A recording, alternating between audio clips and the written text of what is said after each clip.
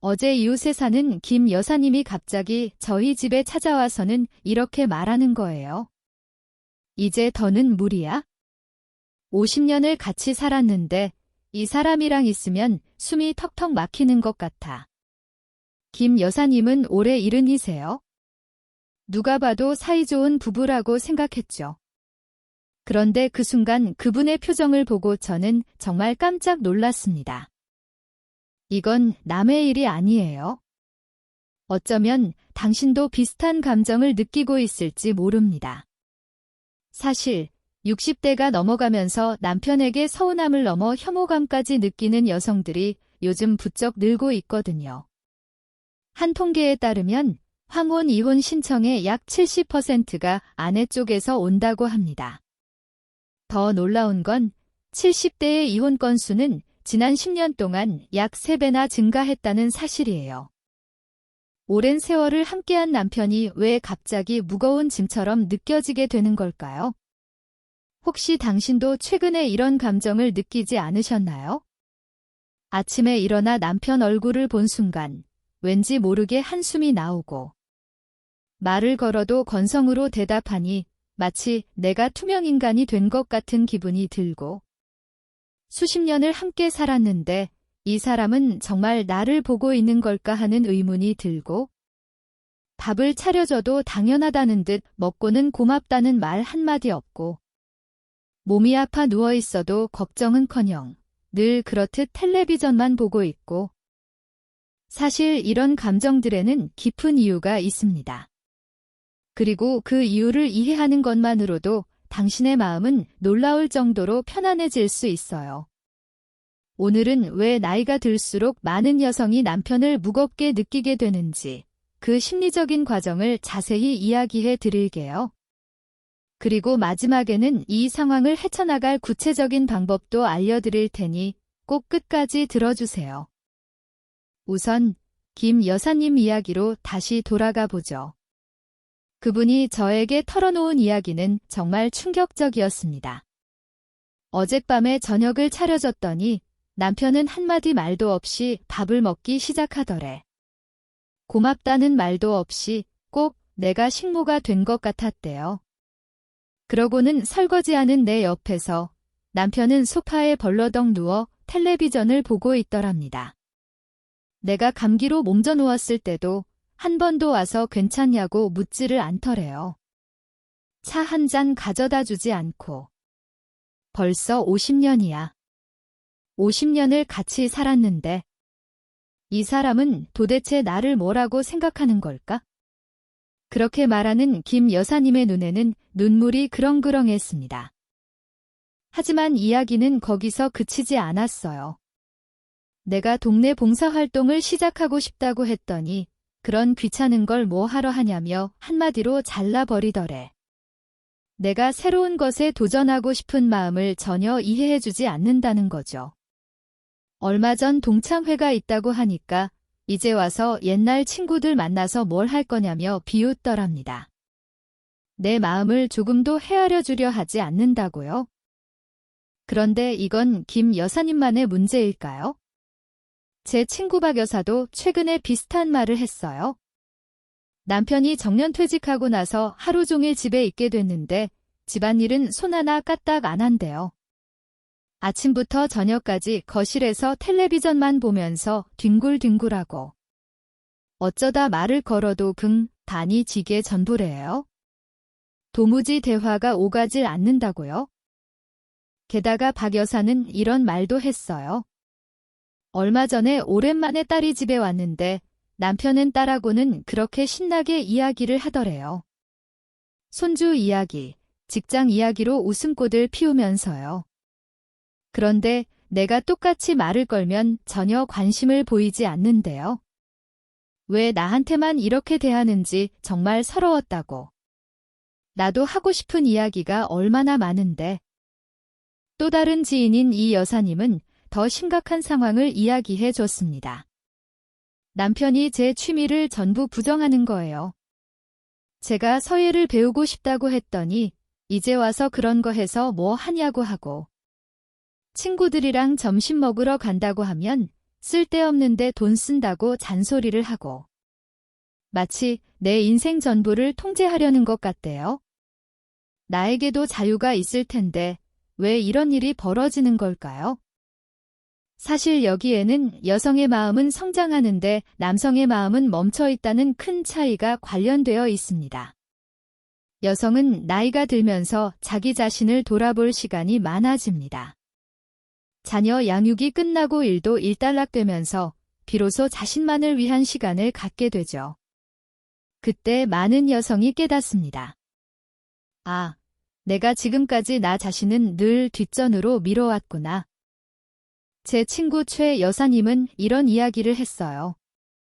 아이들이 독립하고 나서 문득 거울을 보니 어느새 이렇게 늙어버린 내가 있더라.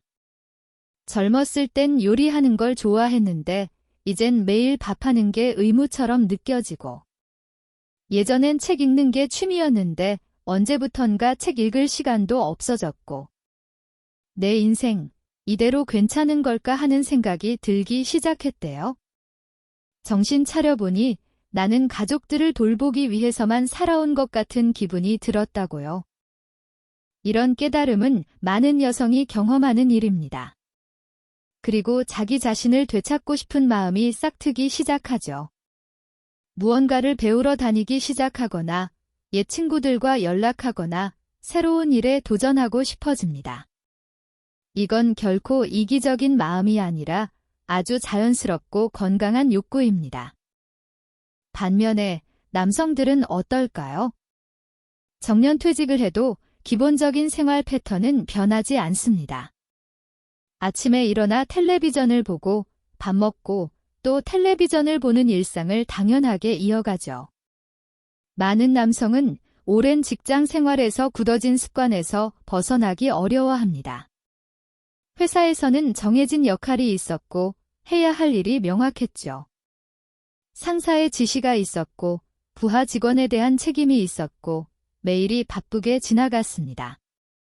하지만 퇴직 후에는 스스로 시간을 만들고 스스로 목표를 정해야 합니다. 이게 생각보다 어려운 일인 거죠.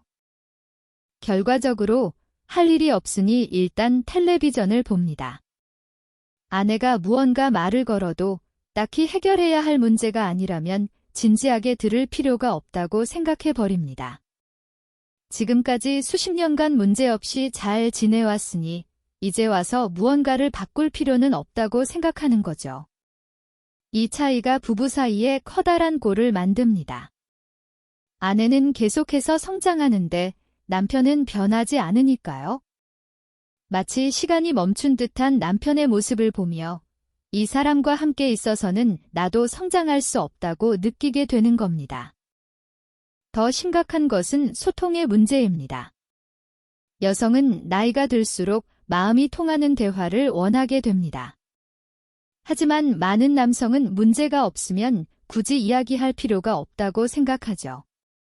뇌과학 연구에 따르면 여성의 뇌는 남성의 뇌에 비해 감정을 다루는 부분과 언어를 다루는 부분의 연결이 더 강하다고 합니다. 즉, 여성은 느낀 것을 말로 표현하고 싶고 상대방도 그 마음에 공감해주기를 바라는 욕구가 강한 겁니다. 또한 여성의 뇌는 좌뇌와 우뇌의 연결도 남성보다 활발해서 다각적으로 사물을 파악하는 경향이 있습니다.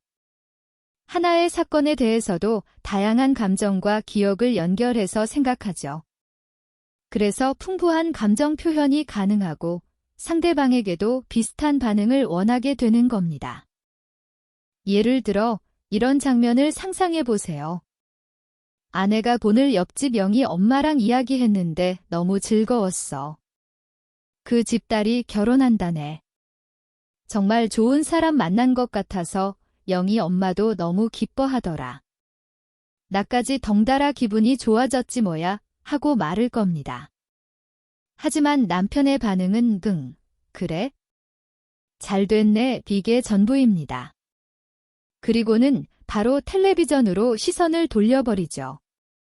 아내는 내 기분을 조금만 더 알아주면 좋을 텐데, 같이 기뻐해주면 좋을 텐데, 왜 내 이야기에 관심이 없을까? 하고 서운해하지만 남편은 아무 문제 없으면 된 거지 왜 저렇게 자세히 이야기해야 하나, 시간 낭비다라고 생각하고 있는 겁니다.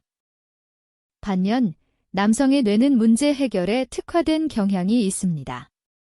무슨 이야기를 들어도 그래서 어떻게 하면 되는데 라며 해결책을 찾으려고 하죠. 여성이 원하는 공감이 아니라 해결책을 제시하려 드는 겁니다. 이 근본적인 차이가 나이가 들수록 더욱 커지는 거죠. 젊었을 때는 바빠서 미처 몰랐지만 시간의 여유가 생긴 지금 이 차이가 선명하게 보여버리는 겁니다. 실제로 제 지인인 윤 여사님은 이런 이야기를 했습니다. 남편에게 요즘 외로운 기분이 든다고 말했더니 무슨 힘든 일 있어? 어디 아파? 병원 가봐야 하는 거 아니야? 라고 하더래요. 그게 아니라 그냥 이야기를 들어주길 바랐을 뿐인데, 내 마음에 기대어주길 바랐을 뿐인데 마치 병자 취급을 받는 기분이었다고요? 윤 여사님은 말을 이었습니다. 그냥 들어만 달라는 거라고 했더니 이야기 듣고 있잖아. 대답도 다 하고 있잖아라고 하더라니까. 하지만 그냥 듣기만 하면 안 돼. 같이 느껴줘야지. 공감해줘야지. 그걸 몰라. 이 사람은 꼭 기계랑 이야기하는 것 같아. 하지만 여기서 중요한 것은 이게 결코 특별한 일이 아니라는 겁니다. 실제로 한 심리학 연구에서는 60대 이후 여성의 약 60%가 남편에게 어떤 식으로든 불만을 품고 있다는 결과도 나왔습니다. 또 다른 조사에 따르면 중장년층 여성의 약 40%가 남편과의 대화에 만족하지 못한다고 답했습니다. 즉, 당신이 느끼는 감정은 많은 여성이 겪는 자연스러운 마음의 움직임이라는 거죠. 게다가 나이가 들면서 생기는 또 다른 큰 변화가 있습니다. 바로 인생의 남은 시간을 의식하게 된다는 것입니다. 60대, 70대가 되면 많은 사람이 앞으로 몇 년이나 건강하게 지낼 수 있을까 하고 생각하게 됩니다. 부모님이나 친구를 떠나보내는 경험도 늘면서 인생의 유한함을 실감하게 되죠. 그리고 그 한정된 시간을 정말 소중한 사람, 정말 가치 있는 일에 쓰고 싶다는 생각을 하게 됩니다. 제 지인인 정 여사님은 이런 말을 했습니다. 작년에 동창 친구 하나가 세상을 떠났어. 아직 68밖에 안 됐는데 갑자기 심근경색으로. 그때 정말 많은 생각을 하게 됐어. 나에게도 시간이 얼마 남지 않았구나. 그 시간을 정말 소중한데 쓰고 싶다는 생각이 들었어. 하루하루를 소중히 살고 싶다고. 그런데 남편과의 관계를 돌아봤을 때 이 사람과 보내는 시간이 과연 나에게 가치 있는 시간일까 하는 의문이 생겨버리는 겁니다. 매일 똑같은 일상의 반복, 의미 없는 대화, 일방적인 돌봄. 이게 남은 인생 내내 계속된다고 생각하면 숨이 막히는 거죠. 이것은 결코 차가운 감정이 아닙니다. 오히려 자신의 인생을 소중히 여기고 싶은 아주 자연스럽고 건강한 욕구인 거죠. 여기서 또 하나의 중요한 요소에 대해 이야기해 봅시다. 바로 아무것도 해주지 않는다는 감정의 축적입니다. 오랜 결혼 생활 동안 여성들은 셀 수 없이 많은 작은 희생과 인내를 거듭해왔습니다. 식사 준비, 빨래, 청소, 자녀 양육, 부모님 간병. 그리고 그 대부분이 당연한 일처럼 취급받아왔죠. 예를 들어 매일 아침 일찍 일어나 아침 식사를 준비합니다. 남편은 밥을 다 먹고는 그대로 출근합니다. 그릇을 치우는 일도 고맙다는 말 한마디도 없습니다. 처음에는 어쩔 수 없지? 밖에서 일하느라 힘드니까 라고 생각했지만 그게 10년, 20년, 30년 계속되면 마음속에 작은 불만들이 차곡차곡 쌓여갑니다. 제 친구 김 선생님은 이런 경험을 이야기했습니다. 어느 날 감기로 몸져 누웠는데 남편이 점심은 어떻게 해? 라고 묻더래요. 내가 아픈데 나를 걱정하는 게 아니라 자기 밥 먹을 걱정이 먼저 나오더라는 거죠. 그 순간, 아, 이 사람에게 나는 그냥 식모구나 하는 생각이 들었답니다. 50년을 같이 살았는데 내 건강보다 자기 밥이 더 중요하구나 싶어서요. 또 다른 친구인 노 여사님은 이런 일이 있었다고 합니다. 무거운 장바구니를 들고 집에 돌아왔는데 남편은 거실에서 텔레비전을 보고 있더래요. 내가 무거워서 혼났네 라고 말해도 그래 하는 대답뿐.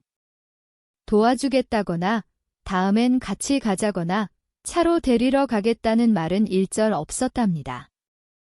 마치 내 존재가 보이지 않는 것처럼 내가 쓰러져도 모를 것 같다는 생각이 들 때가 있다고 했습니다.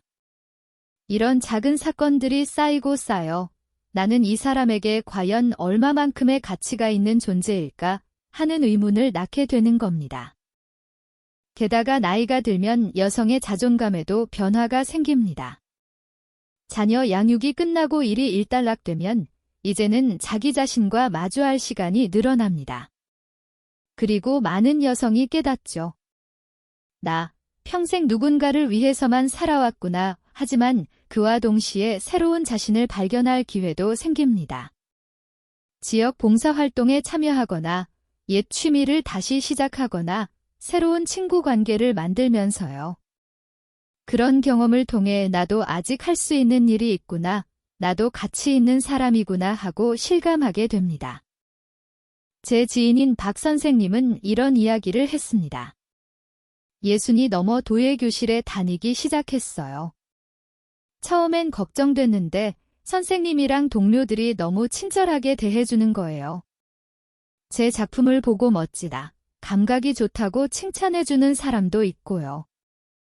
집에서는 뭘 해도 당연하게 여겨지는데 도예교실에서는 내가 나로서 인정받는 기분이 들었어요. 오랜만에 자신감이 생겼죠. 그런데 그 순간 문득 남편에게 시선을 돌리면 거기에는 마치 시간이 멈춰버린 듯한 존재가 있습니다. 아무것도 변하지 않는 일상을 당연하게 보내며 옛날과 똑같은 말투, 똑같은 자세, 똑같은 가치관으로 머물러 있는 남편의 모습. 나는 이렇게 변했는데 이 사람은 왜 변하려고 하지 않을까? 그런 의문이 마음속에 생깁니다. 물론 남편도 나름대로 나이를 먹으며 고생해왔을 겁니다. 직장 생활을 계속하며 가게를 책임져 왔죠.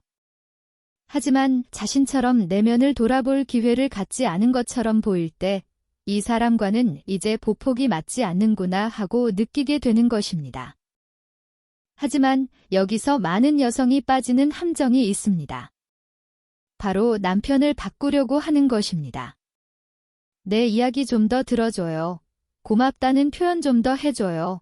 같이 무언가를 좀 해요. 이런 요구를 반복해봤자 대부분의 경우 남편은 변하지 않습니다. 왜냐하면 오랜 세월 쌓아온 습관이나 성격은 그렇게 쉽게 바뀌지 않기 때문입니다. 오히려 변화라는 요구를 받으면 남편도 당황하고 방어적으로 변해버립니다. 이제 와서 왜 그런 말을 해? 지금까지 문제 없었잖아. 갑자기 뭘 바라는 거야?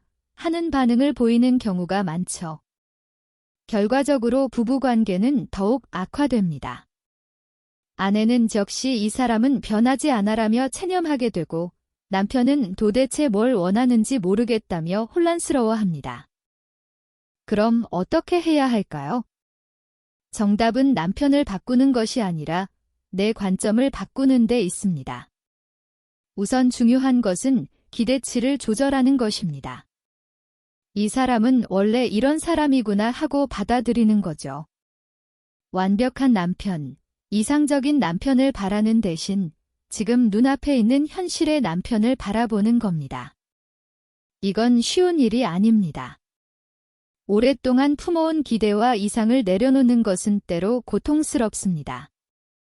하지만 그 기대야말로 당신을 괴롭히는 원인 중 하나인 겁니다. 예를 들어 고맙다는 말을 기대하기보다 작은 행동에 눈을 돌려보는 겁니다. 매일 아침 쓰레기를 버려주는 것, 무거운 짐을 들어주는 것, 전구가 나가면 갈아주는 것, 운전을 해주는 것, 그런 작은 일들을 당연하게 여기지 않고 가치를 찾아보는 거죠. 제 친구 한 분은 이런 노력을 한다고 해요. 남편이 쓰레기를 버려줄 때마다 고마워요. 덕분에 편안해라고 말하기 시작했어요. 처음엔 남편도 어색해하더니 요즘엔 별말을 하고 대답해 주더라고요. 작은 거지만 관계가 조금 나아진 것 같아요. 서로 웃는 일이 많아졌어요. 또 소통 방식을 바꾸는 것도 중요합니다. 감정을 쏟아내는 대신 구체적으로 부탁해 보세요. 내 이야기 좀 더 들어줘. 가 아니라 오늘 있었던 일, 딱 5분만 들어줄 수 있어요. 텔레비전 끄고 이야기 들어줄래요? 처럼 구체적인 요청이 남성에게는 더 잘 전달됩니다. 그리고 무엇보다 중요한 것은 나 자신의 행복을 남편에게 의존하지 않는 것입니다. 남편이 변해주면 행복해질 텐데, 남편이 이해해주면 만족할 텐데라고 생각하는 한, 당신의 행복은 남에게 달려있게 됩니다. 대신 스스로를 행복하게 할 방법을 찾아보세요. 취미를 찾고, 친구들과의 시간을 소중히 여기고, 새로운 것에 도전해보세요. 남편 외의 부분에서 인생을 풍요롭게 만들어가면 남편에 대한 의존도도 자연스럽게 낮아집니다. 실제로 이 방법으로 관계가 개선된 예도 많습니다. 아까 이야기했던 김 여사님도 그 후에 원예교실에 다니기 시작했어요. 거기서 새로운 친구들도 사귀고 매일이 무척 충실해졌다고 합니다. 처음엔 남편이 그런 귀찮은 거 뭐 하러 하냐고 했지만 내가 하고 싶은 일이라고 말하고 시작했어요. 그랬더니 하루하루가 너무 즐거워서 집에 와서도 오늘 배운 거나 친구들 이야기로 머릿속이 가득 차니까 남편 때문에 짜증낼 시간이 없어졌어요. 김 여사님은 그렇게 말했습니다. 그러자 신기하게도 남편에 대한 짜증도 줄어들었다고 해요. 남편에게 기대하는 걸 그만뒀더니 오히려 남편의 좋은 점이 보이게 됐어요. 얼마 전에 원예교실에서 만든 화분을 보고 예쁘게 잘 만들었네 하고 칭찬해줬을 땐 솔직히 기뻤어요. 기대하지 않았기 때문에 오히려 신선했죠. 중요한 것은 모든 것을 포기하거나 모든 것을 바꾸려 하는 것이 아닙니다. 현실적으로 가능한 범위 안에서 서로가 편안하게 지낼 수 있는 방법을 찾는 것입니다. 부부가 함께 보내는 시간도 공부할 수 있습니다. 함께 있는 시간을 줄이고 각자 자신의 시간을 갖거나 반대로 짧더라도 질 높은 시간을 만드는 거죠. 산책을 하거나 함께 요리를 하거나 옛날 사진을 다시 보는 등 새로운 공유의 경험을 만들어 보는 겁니다. 제 친구 이 선생님은 이런 걸 시작했다고 해요. 매주 일요일 아침 동네를 30분만 산책하기로 했어요. 처음엔 남편도 귀찮아했는데 계속하다 보니 산책하면서 여러 가지 이야기를 하게 되더라고요. 집에 있을 땐 전혀 말을 안 하는데 산책 중에는 신기하게 대화가 잘 통해요. 자연을 보면서 마음이 열리는지도 모르겠어요. 마지막으로 오늘 이야기한 내용을 정리해 보겠습니다. 나이가 들어 남편이 싫어지는 감정은 결코 특별한 일이 아닙니다.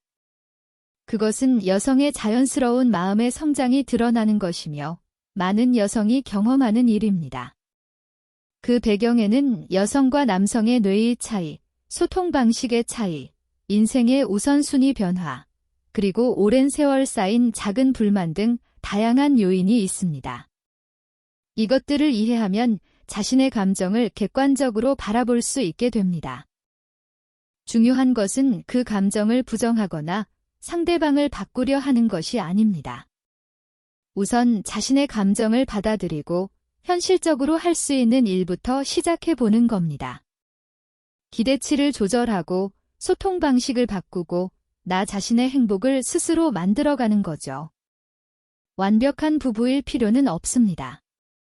서로가 편안하게 지낼 수 있는 그런 관계를 만들어갈 수 있다면 충분합니다.